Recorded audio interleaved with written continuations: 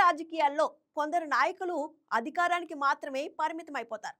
మరికొందరు రాజకీయాల్ని వ్యక్తిగత ప్రతీకారాలుగా, విద్వేషాలుగా మార్చేస్తారు. అయితే చాలా అరుదుగా మాత్రమే ప్రజాస్వామ్యానికి ఒక స్టేట్స్‌మన్ లభిస్తాడు. అలాంటి నాయకుల్లో నారా చంద్రబాబు నాయుడు ప్రత్యేకంగా చెప్పుకోవాల్సిన పేరు. రాజకీయాల్లో అవకాశాలు ఎన్నో ఉన్నా విద్వేషాలను రెచ్చగొట్టకుండా, విభేదాలను పెంచకుండా సమాజాన్ని ముందుకు నడిపించాలనే దృక్పథంతో ఆయన సాగించిన ప్రయాణం ఈ తరం నేతలకు ఒక పాఠం. విమర్శలను ఎదుర్కొనే ధీరత్వం, ప్రత్యర్థులను గౌరవించే సంస్కారం, విద్వేషాల కంటే వికాసమే ముఖ్యం అనే నమ్మకం, ఇవన్నీ ఆయనను రియల్ స్టేట్స్మెన్గా నిలబెట్టాయి. ఆయన స్టేట్స్మెన్షిప్ పై మరిన్ని వివరాలు ఈ స్టోరీలో చూద్దాం.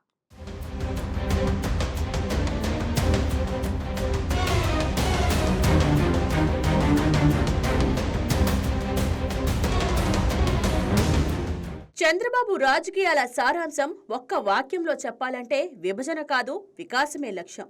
కులం, మతం, ప్రాంతం అనే అంశాలు రాజకీయాల్లో తక్షణ లాభాలు ఇస్తాయన్న విషయం ఆయనకు తెలియంది కాదు. అయినా సరే ఆ మార్గాన్ని ఆయన ఎప్పుడూ ఎంచుకోలేదు. అవకాశం వచ్చినా, ప్రలోభం ఎదురైనా ఆయన రాజకీయాల్ని ఎప్పుడూ విద్వేషాల మీద నిర్మించలేదు. అదే ఆయన్ను సాధారణ రాజకీయ నాయకుడి నుంచి ఒక స్టేట్స్మెన్ స్థాయికి తీసుకువెళ్ళింది.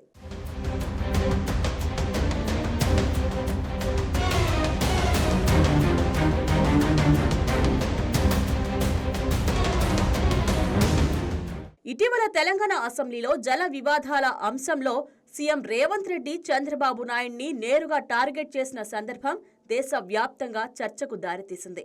రాజకీయంగా చూస్తే దీనికి ప్రతిఘాటుగా విమర్శలు చేయడం, ప్రాంతీయ భావోద్వేగాలను రెచ్చగొట్టడం చాలా సులభమే. కానీ చంద్రబాబు ఆ మార్గాన్ని ఎంచుకోలేదు. ఆయన స్పందనలో ఎక్కడా వ్యక్తిగత కోపం కనిపించలేదు. ఎక్కడా నువ్వు నేను అనే రాజకీయ ప్రతీకారం లేదు. ఆయన మాట్లాడిన మాటల్లో ఉన్నది ఒక్కటే: ఉన్న నీటిని ఎలా సమర్థంగా వాడుకొని తెలుగు ప్రజల జీవితాలను మెరుగుపరచాలి అనే ఆలోచన. గోదావరి జలాల విషయంలో 2 తెలుగు రాష్ట్రాలు కలిసి ముందుకు వెళ్లాలని ఆయన చేసిన సూచనలు రాజకీయ పరిణతికి నిదర్శనంగా నిలిచాయి.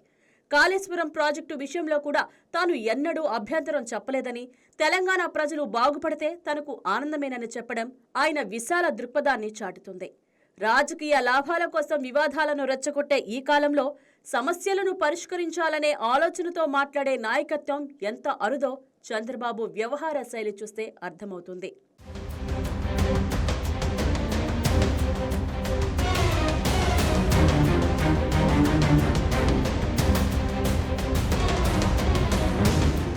చంద్రబాబు రాజకీయ జీవితం మొత్తం పరిశీలిస్తే ఆయన ఎన్నో సందర్భాల్లో కులపరమైన విమర్శలకు గురయ్యారు.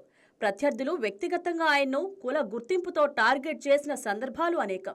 అయినా సరే ఆయన ఒక్కసారి కూడా కుల రాజకీయాలను ఆయుధంగా మార్చుకోలేదు. ఒక వర్గాన్ని రెచ్చగొట్టి మరో వర్గాన్ని అణిచే రాజకీయాలు ఆయన స్వభావానికి విరుద్ధం. ప్రజలను విభజించి పాలించడం కంటే ప్రజలను కలిపి అభివృద్ధి చేయడమే ఆయన లక్ష్యం.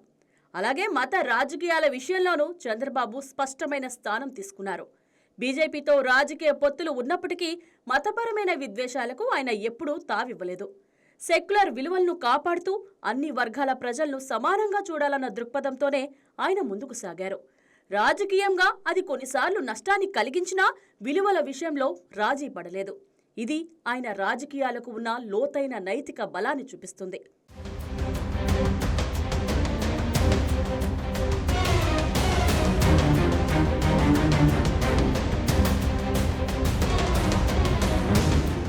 ప్రాంతీయ రాజకీయాల విషయంలో చంద్రబాబు వ్యవహార శైలి మరింత ప్రత్యేకమైనది. రాష్ట్ర విభజన సమయంలో ఆంధ్రప్రదేశ్కు జరిగిన నష్టాన్ని రాజకీయ అస్త్రంగా మలుచుకోవచ్చు. ప్రాంతీయ విద్వేషాలను రెచ్చగొట్టి భావోద్వేగ రాజకీయాలు చేయవచ్చు.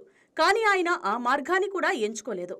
2 కళ్ల సిద్ధాంతం అంటూ ఆంధ్రప్రదేశ్, తెలంగాణ 2 రాష్ట్రాలు సమానంగా అభివృద్ధి చెందాలనే ఆలోచనను ముందుకు తీసుకువెళ్లారు. తనకు రాజకీయంగా నష్టం జరుగుతుందని తెలిసినా తెలుగు జాతి మొత్తానికి మేలు చేసే దారినే ఆయన ఎంచుకున్నారు. ఐటీ విప్లవం నుంచి అమరావతి నిర్మాణం వరకు చంద్రబాబు తీసుకున్న ప్రతి నిర్ణయంలో ఒక స్పష్టమైన దూరదృష్టి కనిపిస్తుంది. ఆయన రాజకీయాలు ఒక ఎన్నిక వరకే పరిమితం కావు. భావితరాల అవసరాలను దృష్టిలో ఉంచుకొని విధానాలు రూపొందించడం ఆయన ప్రత్యేకత. అందుకే ఆయన ప్రణాళికల్లో ఒక ప్రాంతం లేదా ఒక వర్గం కాదు, మొత్తం సమాజ భవిష్యత్తే కేంద్రంగా ఉంటుంది. నేటి రాజకీయాల్లో తక్షణ విజయాల కోసం సిద్ధాంతాలను పక్కన పెట్టే ధోరణి పెరుగుతోంది. అలాంటి పరిస్థితుల్లో చంద్రబాబు నాయుడు ఒక పాఠంలా కనిపిస్తారు. విమర్శలను భరించే ధైర్యం, ప్రత్యర్థులను గౌరవించే సంస్కారం, విద్వేషాల కంటే వికాసమే ముఖ్యం అనే నమ్మకం, ఇవే ఆయన రాజకీయ పునాదులు. నష్టం జరిగినా భరించడం, విలువల కోసం త్యాగాలు చేయడం ఆయన రాజకీయ జీవితంలో సహజమైన విషయాలు.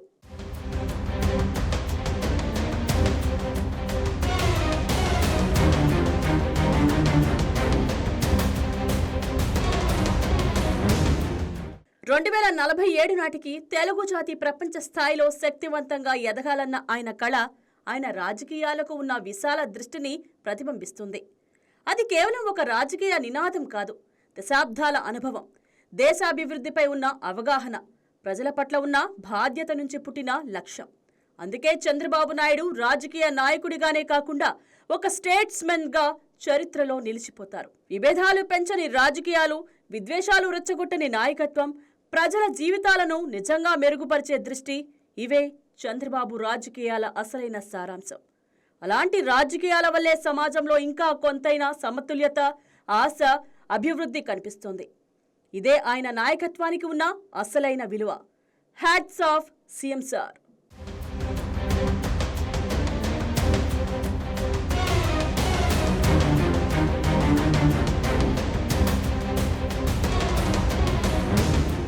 ఈ వీడియో మీకు నచ్చినట్లయితే లైక్ చేయండి, షేర్ చేయండి, మా ఛానల్కి సబ్స్క్రైబ్ చేయండి.